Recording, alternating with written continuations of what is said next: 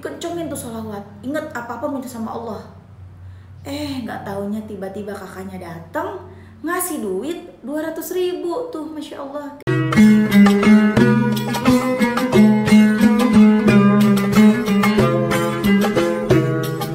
Bismillahirrahmanirrahim. Alhamdulillahirabbil alamin. Allahumma sholli ala sayyidina Muhammad wa ala ali sayyidina Muhammad. Assalamualaikum warahmatullahi wabarakatuh. Halo teman-teman, apa kabar? Mudah-mudahan teman-teman selalu dalam lindungan Allah Subhanahu wa taala. Amin ya rabbal alamin. Alhamdulillah, kali ini aku akan sharing lagi pengalaman sholawat dari teman-teman kita. Tapi sebelumnya buat teman-teman yang belum punya kedua buku ini, jangan pernah lelah ada nikmat di setiap sholawat, dan jangan pernah lelah sholawat. Yakinlah semua akan baik-baik aja. Kedua buku ini buku aku. Kalau teman-teman mau beli, teman-teman bisa ke Gramedia atau teman-teman bisa hubungin admin, atau nanti bisa klik linknya di deskripsi box di bawah ya. Kedua buku ini berbeda, jadi teman-teman jangan ragu kalau mau beli. Yang mana mbak yang mesti dibeli, terserah. Yang ini boleh, yang ini juga boleh. Keduanya sama kok teman-teman ya. Dan buat teman-teman yang punya kisah keajaiban sholawat, silahkan kirimkan testimoninya ke email aku meliza.arnelia@gmail.com ya. Kalau bingung cara kirim email gimana sih? Ini caranya.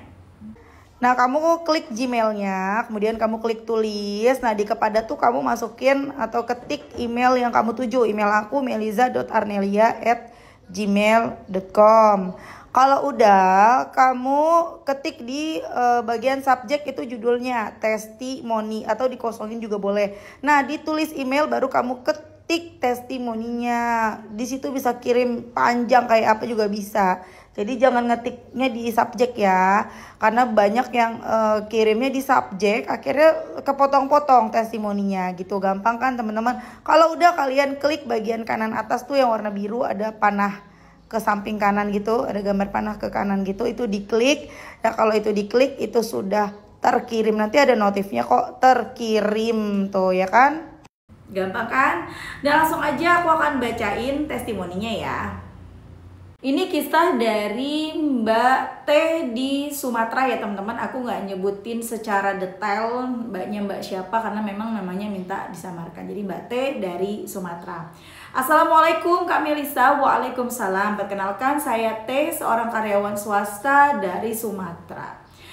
Izin saya cerita ya Kak, untuk testi salawat munjiat. Beberapa waktu terakhir, qadarullah, aku dapat cobaan yang berturut-turut Kak. Dari masalah di kantor, ekonomi dan lainnya. Saat dalam keadaan yang tidak baik dan terpuruk, TikTok kakak FYP di aku mengenai sholawat munjiat, dan ada beberapa video lain juga yang FYP mengenai sholawat Ar-Rikni dan sholawat Jibril. Perlahan aku coba untuk baca sholawat munjiat 11 kali setelah sholat fardu, walaupun ini belum dilakukan 5 waktu. Di saat perjalanan pun selalu dengarkan sholawat munjiat. Begitupun di rumah aku juga hidupkan sholawat munjiat, yang dimana awalnya merasa susah mengamalkan sholawat ini karena terbilang agak panjang, tapi lama-lama pun lidah terbiasa dan qadarullahnya sudah mulai hafal.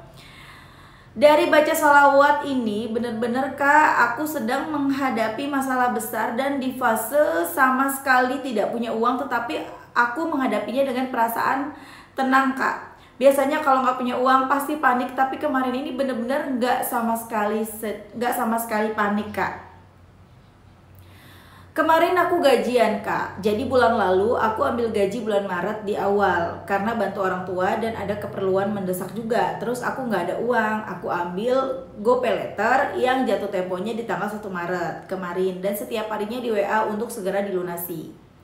Aku udah tahu nih Kak berapa gaji yang harus ku terima di bulan ini. Jujur kemarin gak ada uang sama sekali, tapi rasanya tenang aja Kak, sambil tetap berprasangka baik sama Allah dan tetap sholawat. Gaji yang aku ambil di awal itu 2 juta, yang mana gaji yang harus aku terima untuk bulan ini cuma 1,4 juta. Tetapi qadarullah Kak, Allah kasih rezeki gaji yang masuk normal seperti biasanya sebanyak 3,4 juta. Aku nangis banget, Allah memang tidak langsung membalas doaku, tetapi Allah jawab doaku di waktu yang tepat. Terima kasih ya Kak untuk video yang FYP yang membuat aku termotivasi untuk selalu mengucapkan sholawat. Semoga kakak dan keluarga sehat selalu dan sukses selalu kak. Dan semoga testiku ini bisa menjadi motivasi untuk teman-teman yang lain dan sadar akan dahsyatnya sholawat. Masya Allah ya, itu tadi testimoni dari Mbak T di Sumatera. Jadi Mbak T ini terpaksa udah kasbon duluan ya teman-teman ya, 2 juta kan gajinya 3,4 juta. Karena ada kebutuhan mendesak, akhirnya kasbon duluan tuh 2 juta, jadi sisanya 1,4. Harusnya mbaknya terima gaji di bulan Maret itu 1,4, tapi qadarullah nerima gajinya normal 3,4 juta. Entah ya dibikin lupa lah di sana, atau bisa juga ya sebenarnya mereka transfer 1,4 tapi entah kenapa masuknya 3,4 gitu loh teman-teman. Aku belum nanyain ke Mbak T-nya ini sudah dikonfirmasi belum ke bagian sana, ke bagian perusahaannya ya. Tapi apapun itu ya, kalaupun memang salah bagian sana, bagian perusahaannya salah kirim, misalnya bagian keuangannya lupa gitu ya, kalau Mbak T ini udah kasbon, bakalan nanti dikonfirmasi juga. Dan sebenarnya itu sudah sebuah, tapi sebenarnya itu juga udah sebuah pertolongan ya, walaupun mungkin salah kirim nih, bakalan nantinya kan akan suruh ganti ya kan, bisa jadi disuruh gantinya potongan bulan depan atau dicicil nanti dari kantor. Pokoknya yang hari ini, yang saat ini ditolongin dulu deh sama Allah tuh. Masya Allah, the power of salawat. Teman-teman yang para pedagang, mungkin kita kalau pedagang itu kan penghasilannya tidak tentu ya, kadang banyak kadang sedikit, tapi setidaknya ada harapan gitu loh. Kayak misalnya adik aku kan selalu bilang kan, teh lo sih enak teh, misalnya ada affiliate, ada misalnya tiba-tiba ada rezeki apa gitu dari mana, atau misalnya ada yang tiba-tiba ada yang endorse, nah pokoknya ada aja gitu kan jalan rezekinya yang tidak terduga. Tapi kalau adik aku ini kan gajinya tetap ya setiap bulan, karena dia memang pegawai gitu kan ya, dia kerja di kantor, dan rasa-rasanya kayak akan ada rezeki tak terduga tuh kayak nggak mungkin gitu. Tapi balik lagi, tidak ada yang tidak mungkin bagi Allah, dan rezeki tidak harus dari gajian kita teman-teman. Kalau teman-teman pekerja kantoran nih saat ini, teman-teman ya, yang namanya rezeki itu datangnya tak terduga, dan kita nggak tahu datangnya dari mana aja. Nggak harus selalu dari gajian kita setiap bulan. Kalau memang gajian kita tiap bulan udah sekian, sudah ditetapkan sekian, nggak mungkin juga nambah ya, nggak mungkin juga ada tiba-tiba bonus. Udah tenang aja, Allah sudah mengatur sedemikian rupa dengan kehebatannya, dengan kemahakuasaannya, dengan kemahakayaannya ya, akan ada jalan dari Allah yang benar-benar tak terduga. Bisa jadi nih dari misalnya anak kita dapat dari neneknya, misalnya dapat dari kakeknya, atau tiba-tiba ada temen yang datang-datang udah lama nggak pernah ketemu, tiba-tiba datang ngasih rezeki ke anak kita misalnya, atau ada teman lama yang punya hutang sama kita udah tahun-tahun, bahkan mungkin kita sudah lupa kalau dia punya utang sama kita, dan Masya Allahnya dibayar saat itu, pas saat kita butuh. Banyak banget deh jalan dari Allah. Makanya teman-teman, teruslah kita berusaha aja terus, ikhtiar aja terus, ikhtiar langit, ikhtiar bumi, dan siap-siap aja pertolongan akan selalu datang kepada siapapun yang percaya bahwa pertolongan itu akan datang. Ingat terus ya teman-teman ya, bahwa Allah mengikuti prasangka hambanya. Kalau kita mikirnya prasangka sama Allahnya baik, dan itulah yang terjadi. Kalau kita prasangkanya buruk melulu, ya itulah juga yang terjadi. Makanya pentingnya berprasangka baik ya. Kalau yang bukan agama kita gitu ya, kalau yang bukan kita kan agama Islam, kita meyakini bahwa Allah mengikuti prasangka hambanya. Nah kalau yang mereka yang non Islam itu meyakini positive thinking, berpikiran baik. Kalau kita berpikir baik, maka baiklah yang terjadi. Kalau kita mikirnya buruk, maka buruklah yang terjadi. Seperti itu, dan itu beneran teman-teman ya. Masya Allah banget ya. Jadi teman-teman semuanya yang lagi pada kesusahan, gak punya duit, bingung hari ini gimana ya Allah, besok gimana ya Allah, baca sholawatnya, tetap bekerja seperti biasa, tetap dagang seperti biasa, dan siap-siap pertolongan pasti akan datang ya. Tapi kita nggak cuma mesti berprasangka baik ya. Sholawat udah oke, cakep. Sholatnya udah dibenerin, cakep ya. Udah baca Quran, cakep. Berprasangka baik, cakep. Tapi ada satu lagi, kita mesti introspeksi diri. Supaya apa? Supaya kita nggak ngejar-ngejar Allah. Mana ya Allah, udah sholat, kuda ini, kuda itu, mana pertolongan. Nah supaya kita nggak begitu, kita mesti introspeksi diri supaya nyadar, supaya ngaca, supaya sadar diri. Oh iya, kemarin kan jauh, sekarang kan aku baru deket 1 minggu sama Allah. Masa sih aku udah ngejar-ngejar Allah? Apa aku pantas seperti ini? Makanya pantaskan diri. Aku baca satu testimoni lagi ya teman-teman, ini sedikit aja dari Mbak Ani di Jawa Barat.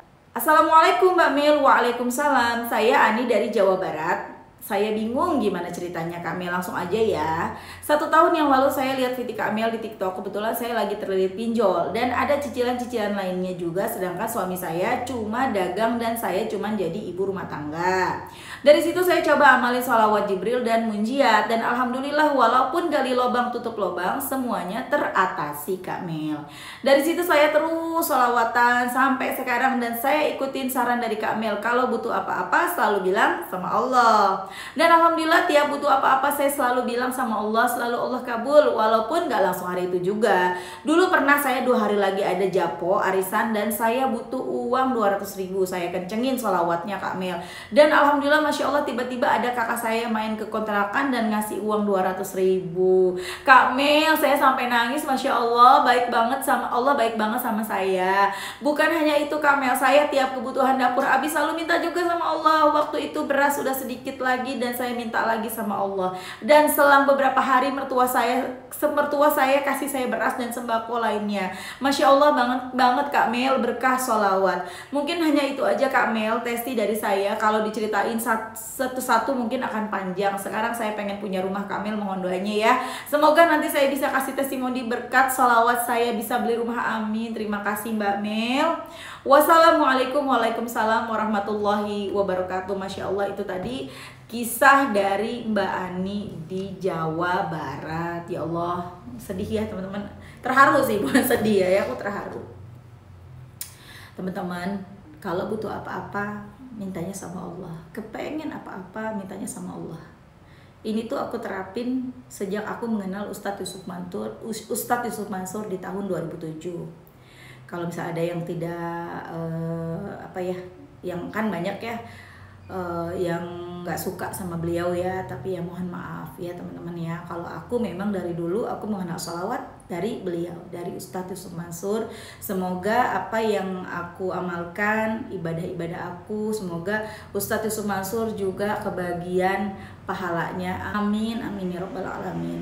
Teman-teman, Ustadz Yusuf Mansur kan selalu bilang Allah dulu, Allah lagi, Allah terus. Dan itulah yang terjadi teman-teman sejak istiqomah bersalawat. Jadi terbiasa Allah dulu, Allah lagi, Allah terus teman-teman. Dikit-dikit Allah, apa-apa Allah. Dulu teman-teman, aku ya ibu rumah tangga, sampai sekarang juga ibu rumah tangga. Cuman bedanya dulu aku tuh nggak punya penghasilan sendiri teman-teman. Karena aku dulu ngajar, terus pas nikah sama suami, ikut suami ke Kalimantan, suami aku tugas di Kalimantan, dan aku nggak boleh kerja lagi sama suami aku gitu. Alhamdulillah semuanya dicukupin memang sama dia gitu ya.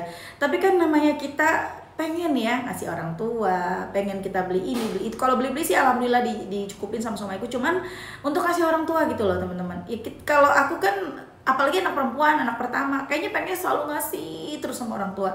Nah nggak mungkin dong kita minta terus buat orang tua gitu kan. Makanya aku berusaha tuh apa aja aku lakuin. Plus ya aku juga baca, plus aku juga selalu doa sama Allah. Ya Allah, hamba pengen suatu hari nanti hamba bisa punya uang sendiri, punya gaji sendiri, selalu begitu. Sampai akhirnya perjalanan doa ya, proses perjalanan doa aku akhirnya ada di depan kalian. Aku bersyukur banget ada di depan kalian. Aku jadi YouTuber yang gak pernah terpikirkan sama sekali untuk jadi YouTuber teman-teman. Alhamdulillah ada penghasilannya, bonus dari Allah ya teman-teman, bonus dari Allah, alhamdulillah. Dan itu pernah aku sering berdoa dulu ya saat aku belanja gitu ya. Mamaku udah nggak ada ya, walaupun sempat sedih banget sampai sekarang gitu loh. Kayak yang aku udah mau bisa memberikan apa yang mamaku mau, mama mau beli apa, tapi mamanya udah nggak ada gitu loh ya. Sedih pokoknya. Tapi kan hidup terus berjalan ya, terus berlanjut ya. Meski mamaku nggak ada, kita kan punya keluarga gitu ya, ada suami, ada anak-anak. Setiap aku belanja, setiap aku beli kebutuhan rumah gitu ya, apalagi tinggal di Kalimantan lumayan ya. Aku dulu di Kalimantan Utara ya, di Tarakan, jadi pernah Samarinda, Tarakan, Banjarmasin. Sekarang di Banjarmasin, mana orang Banjarmasin ngacung ya. Jadi teman-teman, aku itu waktu di Tarakan kalau belanja itu muka suami aku kusut banget tuh. Karena udah pertengahan tuh biasanya kan udah gaji udah mulai berkurang ya, udah mulai pas-pasan lah duit kita ya. Jadi setiap kita mau belanja itu mukanya asem gitu ya. Bukan mau belanja, pas mau bayar, pokoknya minim-minim tuh 300.000. Yang dibeli juga bukan yang nggak penting-penting, kebutuhan pokok. Tuh 350, 500, mukanya tuh kayak kusut itu. Aku kasihan, jadi aku selalu berdoa, ya Allah, izinkan hamba suatu hari nanti bisa punya penghasilan sendiri. Jadi kalau misalnya belanja, hamba bisa bantu suami hamba untuk bayar juga gitu loh. Jadi nggak perlu nyusahin suami hamba, jadi dia nggak pusing mikirin sendiri. Dan alhamdulillah itu udah kejadian, bisa punya penghasilan sendiri. Masya Allah deh, pokoknya the power of sholawat ya. Kita balik lagi ke kisahnya Mbak Ani. Mbak Ani ini dagang, Mbak Ani dagang, suaminya dagang, dan Mbak Aninya ibu rumah tangga. Bingung nih, gak punya duit, udah japo, akhirnya salawatan. Ada japo bayar arisan 200.000, akhirnya terus baca salawat ya teman-teman ya. Dikencengin tuh salawat, inget apa-apa minta sama Allah. Gak taunya tiba-tiba kakaknya datang ngasih duit 200.000 tuh, Masya Allah. Nah kan, pertolongan datang dari arah yang tidak terduga. Kalau teman-teman sekarang ibu rumah tangga, nggak usah berkecil hati, Mbak, aku cuma ibu rumah tangga, emang aku bisa Mbak punya penghasilan sendiri, emang aku bisa Mbak bakalan ada jalan gitu loh buat bantuin suami bayar utang atau apa, ada, bisa. Kencengin ikhtiar langitnya. Kalau memang kita ibu rumah tangga, kencengin doanya, minta sama Allah. Yang dilakukan sama Mbak Ani ya, Masya Allah banget di Jawa Barat. Setiap punya keinginan, setiap ada kebutuhan, langsung ngomong sama Allah. Makanya sering-sering komunikasi sama Allah. Ilustrasinya begini ya teman-teman ya. Kita bayangkan Allah ini sedang memperhatikan kita. Allah memperhatikan semua hambanya ya. Kita tuh dilihatin sama Allah, diperhatiin. Ibaratnya dia lagi ngeliatin kita begini, sambil senyum. Kita lagi nggak punya duit, kita lagi bingung, beras habis, minyak habis, ya lauk nggak ada, buat buka puasa nih nggak ada. Padahal ada Allah nih yang deket banget jaraknya sama kita, lagi ngeliatin kita, lagi nunggu kita. Ya Allah, beras habis, nggak ada makanan buat ntar sore, tolongin ya Allah. Kita nggak ngomong gitu, padahal Allah tuh udah siap mau bantu loh, mau ngasih loh. Allah nunggu kita ngomong dulu, walaupun kita nggak ngomong Allah ngasih. Cuman permasalahannya balik lagi, kita udah pantas belum? Nah kalau misalnya kita terbiasa baca sholawat, ibadahnya rajin, segala macamnya, kita nggak perlu ngomong ya Allah pengen ini, ya Allah pengen itu, enggak. Allah udah tahu, memang Allah udah tahu ya. Allah nggak nunggu lagi kita ngomong gitu loh, langsung aja, oh hambaku yang ini lagi butuh beras, datang beras, walaupun kita belum minta ya teman-teman. Nah ini kita nih ceritanya baru salawatan gitu ya, kita Allah lagi ngeliatin aja gitu loh, ini orang lagi butuh, ini hambaku lagi butuh nih gitu. Ditunggu-tunggu nggak ngomong-ngomong juga sama Allah, malah kita mikirnya minjem duit deh ke si A aja deh, ngutang deh di warung si B deh, minta tolong sama si C deh, kayaknya dia bisa bantu. Bahkan teman-teman, perkara kita mau nagih utang nih ke teman kita, ke saudara kita, atau siapa ya mau nagih nih, kita nggak punya duit. Karena kita nggak punya duit, akhirnya kita tagih deh dia deh, ya kan? Ngomong dulu sama Allah, ya Allah saya mau nagih utang ke si A, tolongin ya Allah, mudahin saya nagih utang, kasih dia rizki untuk bisa bayar utang ke saya ya Allah. Atau lembutkan hatinya ya Allah kalau emang dia punya uang untuk bayar utangnya ke saya. Begitu teman-teman. Jadi apa-apa tuh ngomong dulu sama Allah. Ya Allah pasti kabulin doa kita, nggak mungkin enggak. Allah pasti nolongin kita. Apalagi kita doanya dibarengin sama sholawat, udah dah.